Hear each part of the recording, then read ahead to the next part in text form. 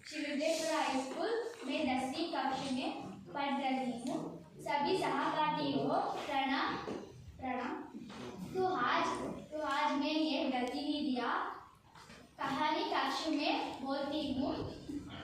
फल, सब्जियाँ और पिज़्ज़ा, बर्गर। बहुत समय पहले के शहरों में ये परिवार रहते। परिवार में दादा दादी और मम्मी पापा का 7 साल को हिमांशु 7 साल की हिमानी रहते थे। दोनों को बाहर खाना बहुत पसंद थे, इसलिए पिज़्ज़ा बर्गर तो बहुत शौक से खाते थे। लेकिन हरी सब्जियां फलों से हमेशा मन करते थे। हिमांशु बोलते, नहीं हमें सब्जियों अच्छे लगते, हमें पिज़्ज़ा बर्गर अच्छे लगते हैं। लेकिन बच्चों, अगर तुम फल और सब्जियों नहीं खाओगे तुम्हारी आंखें कमजोर जाएंगी और तुम छोटी उम्र में ही चश्मा लगाता पड़ेगा।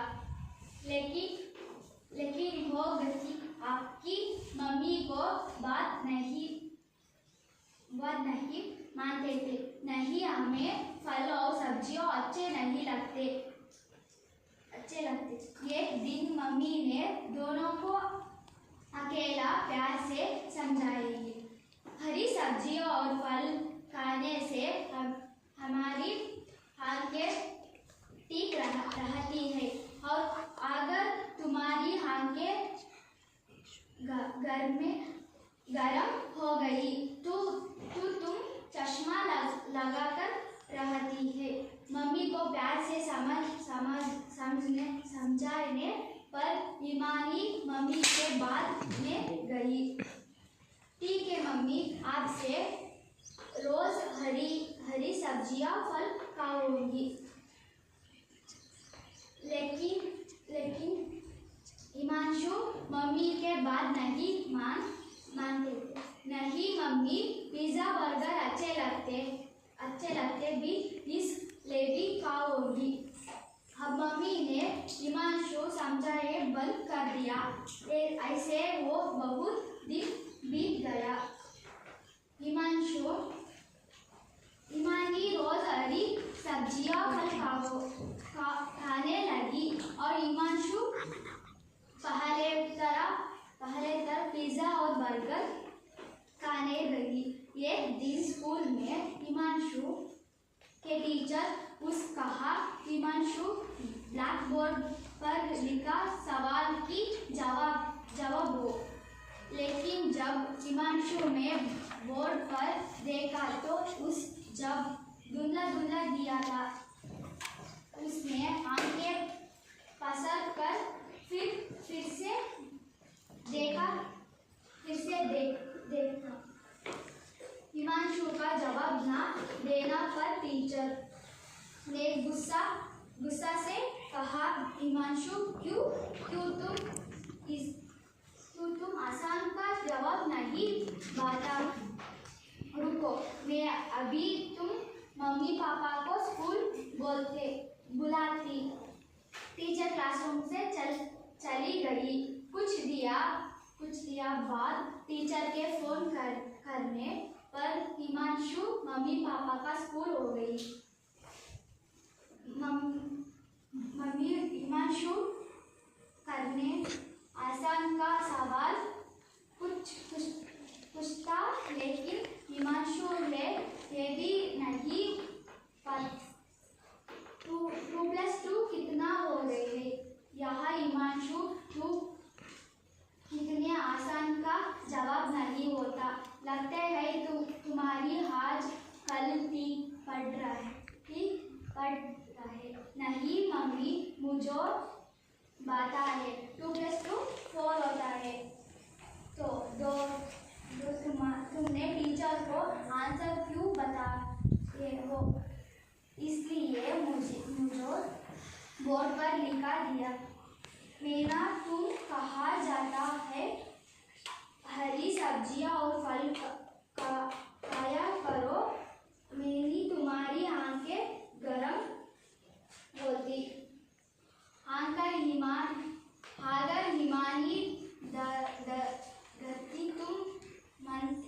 दे, तुम्हारी आंखें ठीक रहे। चारी मम्मी आपसे रोज हरी सब्जियां और फल खाओगी। हिमांशु को वैसे मम्मी को समझाए कि हिमांशु को हावी हलक कर ये रो गई। उसने हिमांशु को चुप कहा, ठीक है हिमांशु, जो हो गया वो हो गया, लेकिन जब अगर रोज हरी सब्जियां खा हो गई, तुम्हारी आंखें फिर ठीक हो जाएगी। जब तक वो लिखिया, चलो मैं तू चश्मा लगाई हूँ। मम्मी पापा को ऐसे कर हिमांशु रोज बंद करा और पापा ने हिमांशु को तफर का चश्मा बता दिया। इस तरह हरी सब्जियां फल के खाने के कारण हिमानी का आंखें ठीक रही। हरी सब्जियां और फल को न खाने के कारण हिमांशु चश्मा लगाते थे।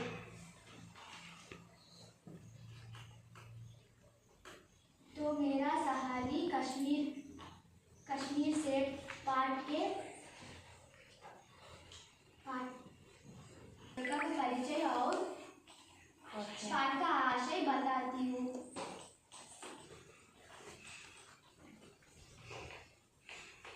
मेरा नाम विनुता है। मैं सिद्धेश्वरा हाई स्कूल 10वीं कक्षा में पढ़ रहा हूँ। तो आज मैं हिंदी साहित्य के लेखक मुंशी प्रेमचंद जी का परिचय। आज हम हिंदी और उर्दू भाषाओं के अत्यंत प्रसिद्ध लेखक कहानीकार उपन्यासकार मुंशी प्रेमचंद का कश्मीर से पाठ जाएंगे। ಇಂದು ನಾವು 10ನೇ ತರಗತಿಯ 2ನೇ ಪಾಠವಾದ ಕಶ್ಮೀರ್ ಸೇಬ್ ಬಗ್ಗೆ ತಿಳಿಯಲು ಪ್ರಯತ್ನಿಸೋಣ। ಈ ಪಾಠದ ಲೇಖಕರು ಹಿಂದಿ ಹಾಗೂ ಉರ್ದು ಭಾಷೆಯ ಅತ್ಯಂತ ಶ್ರೇಷ್ಠ ಲೇಖಕರಾಗಿದ್ದಾರೆ।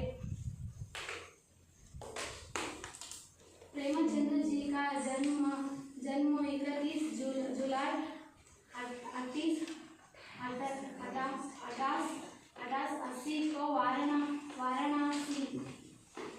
वाराणसी के पास लमाइन का गांव में हुआ था। प्रेमचंद्र जी का जन्म 31 जुलाई 1880 ವಾರಣಾಸಿ ಎಂಬ ನಮಾಯಿ ಎಂಬ ಗ್ರಾಮದಲ್ಲಿ ಜನಿಸಿದ್ದಾರೆ। ಇನ್ಕ ವಾಸ್ತವಿಕ ನಾಮ ಧನವಂತ ರಾಯ್। ಇವರ ವಾಸ್ತವಿಕ ಹೆಸರು ಧನವಂತ ರಾಯ। वे शिक्षित विभाग में नौकरी करते हैं। बचपन में ही प्रेमचंद्र जी मातृ प्रेम से वंचित रहे। इವರು ಬಾಲ್ಯದಲ್ಲೇ ಅವರ ಅಮ್ಮನನ್ನು ಕಳೆದುಕೊಂಡಿದ್ದರು। इनका जीवन गरीब में ही गुजारा। वे मैट्रिक तक ही पढ़ पाए। वे यथार्थवादी कथाकर्ते। इनकी प्रमुख रचनाएं गोदान सेवादान गबान निर्मला कर्मभूमि आदि इनके प्रमुख उपन्यास है। ಇವರ ಪ್ರಮುಖ ಕಥೆಗಳಾಗಿವೆ। बड़े घर के बेटी, नमक का दरोगा, पंच परमेश पास की रात आदि इनका प्रसिद्ध कहानी है। ಇವರ ಪ್ರಸಿದ್ಧ ಕಥೆಗಳು प्रेमचंद्र की कहानी मानस सरोवर नाम से संकलित है। ಇವರ ಎಲ್ಲ ಕಥೆಗಳು ಮಾನಸ ಸರೋವರ ಎಂಬಲ್ಲಿ ಇವೆ। पाठ का आशय। लेखक अपना अनुभव बताते हुए पाठ को सचेत करते हैं कि अगर खरीदारी करते समय सावधान नहीं बरते सकते तो धोखा खाने की ಸಂಭವ हो जाए. ಲೇಖಕರ ಅನುಭವದಿಂದ ನಾವು ಮಾರುಕಟ್ಟೆಗೆ ಹೋಗಿದಾಗ ಎಚ್ಚರದಿಂದ ನಾವು ವ್ಯಾಪಾರವನ್ನು ಮಾಡಬೇಕು. ಇಲ್ಲದಿದ್ದರೆ ನಮ್ಮನ್ನು ವ್ಯಾಪಾರಿಗಳು ಮೋಸ ಮಾಡುತ್ತಾರೆ. जो मेरी सफर से विनुता को एक बजा तालियां बजाए. तू मेरी सहारी पूर्विका कश्मीर सेब पाठ का सेवन करती है.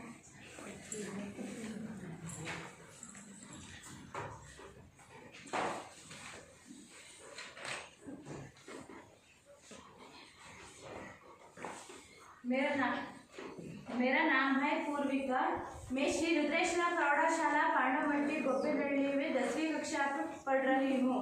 मैं आज कश्मीर सेब का सेमिनार कर रही हूँ. कल शाम को चौक में 2 या 4 जरूरी जिन्स खरीदने गया था. ಒಮ್ಮೆ ಪ್ರೇಮಚಂದ್ರಜಿಯವರು ತಮಗೆ ಬೇಕಾದಂತಹ 2 या 4 2ರಿಂದ 4 ಸಾಮಾನುಗಳನ್ನು ಖರೀದಿಸಲು ಮಾರುಕಟ್ಟೆಗೆ ಹೋಗಿದ್ದರು. पंजाबी मोहफरोशों की दुकानें रास्ते ही में पड़ती है. ಅಲ್ಲಿ ಒಂದು ಹಣ್ಣು ಮಾರುವವರ ಅಂಗಡಿ इतो एक दुकान पर बहुत अच्छे रंगदार गुलाबी सेब सजे हुए नजर आए. जी ललचा उठा. ಅಲ್ಲಿ ಒಂದು ಅಂಗಡಿಯಲ್ಲಿ ರಂಗದಾರ್ ಗುಲಾಬಿ ಬಣ್ಣ ಹೊಂದಿರುವಂತಹ ಸೇಬು ಹಣ್ಣು ಒಂದರ ಮೇಲೆ ಒಂದು ಶೃಂಗಾರ ಮಾಡಿರುವುದನ್ನು ನೋಡಿ प्रेमचंद्र जीवರಿಗೆ आसे आयितु. आजकल शिक्षक समाज में विटामिन और प्रोटीन को शब्दों में विचार करने की प्रवृत्ति हो गई है. ಈಗಿನ ದಿನಗಳಲ್ಲಿ ವಿಟಮಿನ್ ಮತ್ತು ಪ್ರೋಟೀನ್ನ ಬಗ್ಗೆ ವಿಚಾರವನ್ನು ನಡೆಸುತ್ತಿದ್ದಾರೆ. ವಿಟಮಿನ್ ಮತ್ತು ಪ್ರೋಟೀನ್ಗಳ ಕೊರತೆ ಎಲ್ಲರಲ್ಲೂ ಕೂಡ ತುಂಬ ಉಂಟಾಗಿದೆ. ಟೊಮೆಟೊ ಕೋ ಪಹಲೆ ಕೋಯಿ ನಾ ಪೂಛತಾ ಥಾ. ಟೊಮೆಟೊ ಹಣ್ಣನ್ನು ಯಾರೂ ಕೇಳ್ತಾ ಇರಲಿಲ್ಲ. ಆಗೆಲ್ಲ ಇಮಲಿಗ ಮೊದಲ ಹುಣಸೆ ಹಣ್ಣನ್ನು ಹಾಕಿ सांबरನ್ನ ಮಾಡ್ತಾ ಇದ್ರು. अब ಟೊಮೆಟೊ ಭೋಜನ का आवश्यक अंग बन गया है. ಇವಾಗ ಟೊಮೆಟೊ ಹಣ್ಣು ಇಲ್ಲದೇನೆ ಯಾರು ಕೂಡ ಅಡುಗೆ ಮಾಡೋದಿಲ್ಲ. ಇವಾಗ ಅದು ಊಟ ತಯಾರಿಸೋದಕ್ಕಾಗಿ ಅವಶ್ಯಕ ಬಹಳ ಮುಖ್ಯವಾಗಿರುವಂತಹ ಅಂಗವಾಗಿದೆ. ಅದರಲ್ಲೂ ಕೂಡ ವಿಟಮಿನ್ ಇರುತ್ತದೆ. गाजर भी पहले गरीबों को पेट भरने की जिन्स थी. ಗಾಜರು ಕೂಡ ಬಡವರ ಹೊಟ್ಟೆ ತುಂಬುವಂತಹ ವಸ್ತುವಾಗಿತ್ತು. ಅಮೀರ್ ಲೋಗೋं तो उसका हलवा ही खाते थे. अमीर का मतलब ಶ್ರೀಮಂತರು, गरीब का मतलब ಬಡವರು. ಅಮೀರ್ ಶ್ರೀಮಂತ ಜನರು ಅದರ ಹಲವಾ ಮಾಡಿಕೊಂಡು ತಿನ್ನುತ್ತಾರೆ. ಅದರಲ್ಲೂ ಕೂಡ ಬಹಳಷ್ಟು ವಿಟಮಿನ್ ಇದೆ. मगर अब तक पता चल है कि गाजर में भी बहुत विटामिन है. इसलिए गाजर को भी मेज पर स्थान मिलने लगे. ಇವಾಗ ಗಾಜರಲ್ಲೂ ಕೂಡ ತುಂಬಾನೇ ವಿಟಮಿನ್ ಇದೆ. ಅದಕ್ಕೂ ಕೂಡ ಒಂದು ಸ್ಥಾನವಿದೆ. ಇವಾಗ ಗಾಜರಿನ ಬೆಲೆ ತುಂಬ ಹೆಚ್ಚಾಗಿದೆ. सेब को विषय में तो यहाँ कहा जाने लगे कि एक सेब रोज खाइए तो आपको डॉक्टर की जरूरत नहीं हो गई. ನಾವು ದಿನಕ್ಕೆ ಪ್ರತಿದಿನ ಬೆಳಿಗ್ಗೆ ಒಂದು ಸೇಬು ಹಣ್ಣನ್ನು ತಿಂದರೆ ನಾವು ಡಾಕ್ಟರ್ ಹತ್ರ ಹೋಗುವಂತಹ ಅವಶ್ಯಕತೆಯೇ ಇರೋದಿಲ್ಲ. ಅದರಲ್ಲಿ ತುಂಬಾನೇ ವಿಟಮಿನ್ ಮತ್ತು ಪ್ರೋಟೀನ್ ಇರುತ್ತದೆ. डॉक्टर से बचने को लिए हम नीम खौड़ी तक खाने को तैयार हो सकते हैं. ನಾವು ಇವಾಗ ಡಾಕ್ಟರಿಂದ ದೂರ ಇರೋದಕ್ಕಾಗಿ ನಿಂಬೆ ಎಲೆಯನ್ನು ತಿನ್ನೋದಕ್ಕೂ ಕೂಡ ತಯಾರಾಗಿದ್ದೀವಿ. ಟೊಮೆಟೊ, ಗಾಜರ್, ಸೇಬ್, ನಿಂಬೆ ಎಲೆ ಇವುಗಳಲ್ಲೂ ಕೂಡ ತುಂಬಾನೇ ವಿಟಮಿನ್ ಇರುತ್ತದೆ. ಹಾಗೆ BP ಶುಗರ್ ಬಂದಿರುವಂತವರಿಗೆ ಡಾಕ್ಟರ್ ನೀಮ್ ಖೌಡಿ ನಿಂಬೆ ಎಲೆನ ತಿನ್ರಿ, ಹಾಗಲಕಾಯಿನ ತಿನ್ರಿ ಅಂತಾರೆ. ಅದನ್ನು ತಿನ್ನೋದಕ್ಕೂ ಕೂಡ ಜನರು ಇವಾಗ ತಯಾರಾಗಿದ್ದಾರೆ. सेब तो रस और स्वाद में अगर आम से बढ़कर नहीं है तो घाटकर भी नहीं है. ಸೇಬು ಹಣ್ಣು ಕೂಡ ಮಾವಿನ ಹಣ್ಣಿನಷ್ಟೇ ಸ್ವಾದವನ್ನು ಹೊಂದಿದೆ. ಮಾವಿನ ಹಣ್ಣು ಮತ್ತು ಸೇಬು ಹಣ್ಣಿಗೆ ಹೋಲಿಸಿದರೆ ಯಾವ ವ್ಯತ್ಯಾಸನೂ ಆಗುವುದಿಲ್ಲ. ಅದರಲ್ಲೂ ಕೂಡ ತುಂಬಾನೇ ವಿಟಮಿನ್ ಇರುತ್ತದೆ. ಸೇಬು यहाँ स्थान मिल चुका है. ಸೇಬು ಹಣ್ಣಿಗೂ ಕೂಡ ಒಂದು ಸ್ಥಾನವಿದೆ. ಅದರ ಬೆಲೆನೂ ಕೂಡ ತುಂಬ ಹೆಚ್ಚಾಗಿದೆ. अब वहाँ केवल स्वाद की जिन्स नहीं है, उसमें गुण भी है. ಅದರಲ್ಲಿ ರುಚಿ ಅಷ್ಟೇ ಅಲ್ಲದೆ ಒಂದು ಗುಣವಿದೆ. ವಿಟಮಿನ್ ಮತ್ತು ಪ್ರೋಟೀನ್ ಅನ್ನು ಹೊಂದಿದೆ. ಅದು हमने आपने दुकानदार से मोल भाव किया और आधा सेब मांगो। ನಾನು ಅಂಗಡಿಯವರ ಹತ್ತಿರ आधा केजी सेबु हಣ್ಣನ್ನ ಕೇಳಿದೆ। दुकानदार ने कहा, बाबूजी बड़े मज़ेदार सेब आए हैं, खास कश्मीर को आप रोज आए, खाकर तबीयत खुश हो जाएगी। दुकानदार अंगಡಿಯವರು ಬಾಬೂಜಿಯವರಿಗೆ ಹೇಳಿದರು, ಬಾಬೂಜಿ ಬಡೆ ಮಜೆದಾರ್ ಸೇಬ್, ಒಳ್ಳೆಯ ಕಾಶ್ಮೀರ್ ಸೇಬ್ ಬಂದಿದೆ, ನೀವು ಅದನ್ನು ತಿಂದರೆ आप ठीक हो जाए, ನೀವು ಅದನ್ನು ತಿಂದರೆ ತುಂಬಾ ಚೆನ್ನಾಗಿರ್ತೀರಾ ಎಂದು दुकानदार बाबूजी ने कहा। मनो रुमाल निकलकर उसे देते हुए कहा, चुन कर रखना। ಅವರು ತಮ್ಮ ಕವರನ್ನು ಕೊಟ್ಟರು, ಒಳ್ಳೆ ಹಣ್ಣುಗಳನ್ನು ಆರಿಸಿಕೊಡಿ ಎಂದು ಅವರ ಕೈಯಲ್ಲಿದ್ದ ಕವರನ್ನು ಕೊಟ್ಟರು। दुकानदार ने तराजू उठाई और अपने नौकर से बुला, सुनो, आधा से कश्मीर से निकला, चुनकर लाना। ಅಂದರೆ ಇವರು ಅಂಗಡಿಯಲ್ಲಿ ಒಬ್ಬ ನೌಕರ ಇರ್ತಾರೆ, ಕೆಲಸ ಮಾಡೋರು, ಅವರಿಗೆ ಅಂಗಡಿಯವರು ಅವರ ನೌಕರನಿಗೆ ಹೇಳಿದರು, ಅರ್ಧ ಕೆಜಿ ಸೇಬು ಹಣ್ಣನ್ನು ಆಯ್ದುಕೊಂಡು ಬಾ ಎಂದು ಹೇಳಿದರು। लौंडा 4 सेब लाया। दुकानदार ने तौला, एक लिफाफे में उन्हों रख और रुमाल में बांधकर मुझे 2 दिया। मनो 4 अपने उसमें हाथ में रखे। ಸೇಬು ಹಣ್ಣು ತಂದಂಥ ಸೇಬು ಹಣ್ಣನ್ನು ದುಕಾನ್ದಾರ್ ಅಂಗಡಿಯವರು ಅದನ್ನು ತೂಕ ಮಾಡಿ ಅವರ ಕವರಲ್ಲಿ ಕಟ್ಟಿ ಕೊಟ್ಟರು। ಅಲ್ಲಿ ಅರ್ಧ ಕೆ ಜಿಗೆ 4 ಸೇಬು ಹಣ್ಣು ಬಂದವು। ಅದಕ್ಕೆ ಬಾಬೂಜಿಯವರು ಹಣ ಕೊಟ್ಟು ತೆಗೆದುಕೊಂಡು ಹೋದರು। ಘರ್ ರಾಕರ್ ಲಿಫಾಫಾ ಜ್ಯೋಂ ಕಾ ತ್ಯೋಂ ರಖ್ ದಿಯಾ। ಮನೆಗೆ ಬಂದು ಅವರು ಅಂಗಡಿಯವರು ಹೇಗೆ ಸೇಬು ಹಣ್ಣನ್ನು ಕವರಲ್ಲಿ ಹಾಕಿ ಕಟ್ಟಿ ಕೊಟ್ಟಿದ್ರು ಅದನ್ನು ಹಾಗೆ ಇಟ್ಟು ಅವರು रात को सेब या खाई, दूसरा फल खाने का काया नहीं है। रात्रि ಹೊತ್ತು ಸೇಬು ಹಣ್ಣನ್ನು ತಿನ್ನುವಂತಹ ಸಮಯವಲ್ಲ। फल खाने का समय तो प्रातः काल है। ಸೇಬು ಹಣ್ಣು ತಿನ್ನೋದಕ್ಕೂ ಕೂಡ ಒಂದು ಸಮಯವಿದೆ, ಅದು प्रातः काल। प्रातः काल का मतलब ಬೆಳಿಗ್ಗೆ। आज सुबह में हाथ धोकर जो नाश्ता करने को लिए एक सेब निकला। ಅವರು ಊಟ ಆಗೋಕ್ಕಿಂತ ಮುಂಚೆ ಒಂದು ಸೇಬು ಹಣ್ಣನ್ನು ಹೋಗಿ ತೆಗೆದರು। तो सड़ा हुआ था, 1 रुपये को आकार का छिलक गया था। ಅದು ಅರ್ಧ ಕೊಳ್ತು ಹೋಗಿತ್ತು। 1 ರೂಪಾಯಿಯ ಆಕಾರದಷ್ಟು ಅದು ಅರ್ಧ ಕೊಳ್ತು ಹೋಗಿತ್ತು। समाज रात को दुकानदार ने देखना होगा। ರಾತ್ರಿ ಹೊತ್ತು ಅಂಗಡಿಯವರು ಅದನ್ನು ನೋಡಿದ್ದೇನೆ, ಮಿಸ್ ಆಗಿ ಹಾಕಿರ್ಬೋದು ಎಂದು ಅವರು ತಿಳ್ಕೊಂಡ್ರು। दूसरा निकला, ಬೇರೆ ಸೇಬು ಹಣ್ಣನ್ನು ತೆಗೆದರು। ಮಗರ್ ಯಹ ಆಧಾ ಸಡಾ ಹುವಾ ಥಾ, ಅದು ಕೂಡ ಅರ್ಧ ಕೊಳ್ತು ಹೋಗಿತ್ತು। ಆಪ್ ಸಂದೇಹ ಹುವಾ, ಅವರಿಗೆ ಸಂದೇಹ ಬಂತು। दुकानदार ने मुझे धोखा तो नहीं दिया है, ಅವರು ಅಂಗಡಿಯವರು ನನಗೆ ಮೋಸ ಮಾಡಿಲ್ಲ ತಾನೆ। तीसरा सेब निकला, यहाँ सड़ते ना, मगर एक तरफ दबकर बिल्कुल पिचक गया था। ಅದು ಕೊಳ್ತು ಹೋಗಿರಲಿಲ್ಲ, ಅದು ಒಂದರ ಮಧ್ಯೆ ಒಂದು ಸೇರಿ ಪಿಚಕ್, ಅದು ಅಪ್ಪಚ್ಚಿ ಆಗಿತ್ತು। चौथा देखा, वहाँ तो बोधक था, मगर उसमें एक काला सुरंग था। ಅದನ್ನು ಅರ್ಧ ಕಟ್ ಮಾಡಿ ನೋಡಿದ್ರು, 4ನೇ ಸೇಬು ಹಣ್ಣನ್ನು ಅರ್ಧ ಕಟ್ ಮಾಡಿ ನೋಡಿದ್ರು, ಅದರಲ್ಲಿ ಒಂದು ಕಾಲ ಸುರಂಗದಷ್ಟು ಕೊಳ್ತು ಹೋಗಿತ್ತು। ಜೈಸಾ ಆಕಾರ ಬೋರೆ ಮೇ ಹೋತಾ, ಬೋರೆ ಹಣ್ಣಿನ ಆಕಾರದಷ್ಟು ಅದು ಕೊಳ್ತು ಹೋಗಿತ್ತು। कटा तो भीतर वैसे ही दबे जैसे बोर में होते हैं। एक सेब भी खाने लायक नहीं। 4 ಸೇಬು ಹಣ್ಣಲ್ಲಿ ಒಂದು ಸೇಬು ಹಣ್ಣು ಕೂಡ ತಿನ್ನೋದಕ್ಕೆ ಲಾಯಕ್ ಇರಲಿಲ್ಲ। चारों आने पैसे का इतना गमना हुआ जितना समाज को इस चारित्र पतन का दुकानदार ने जानबूझकर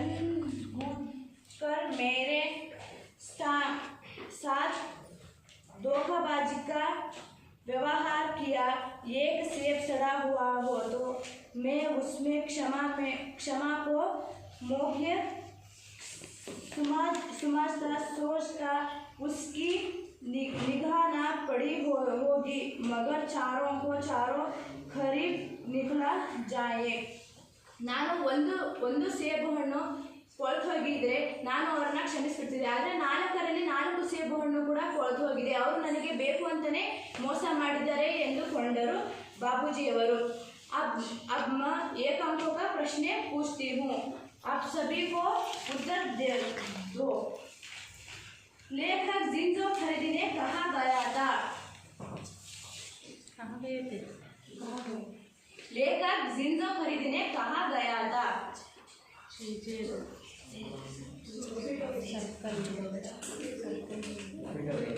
लेखक जिंजो खरीदने कहाँ गया था? लेखक पीछे खरीदने के चौक गया था. ये बैठो. लेखक को क्या नजर आया? लेखक को क्या नजर आया?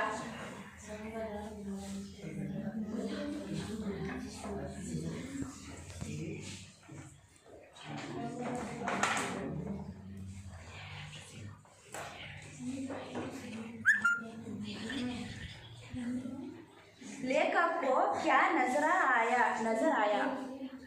रंग था गुलाबी सेब. लेखक जी क्यों ललचा उठा?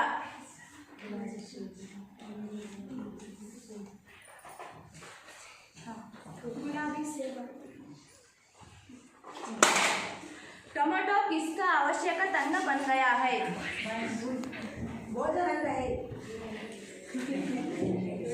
स्वाद में सेब किससे बढ़कर नहीं है?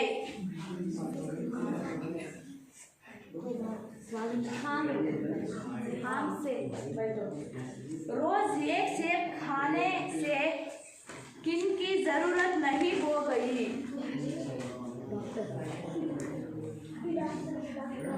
डॉक्टर.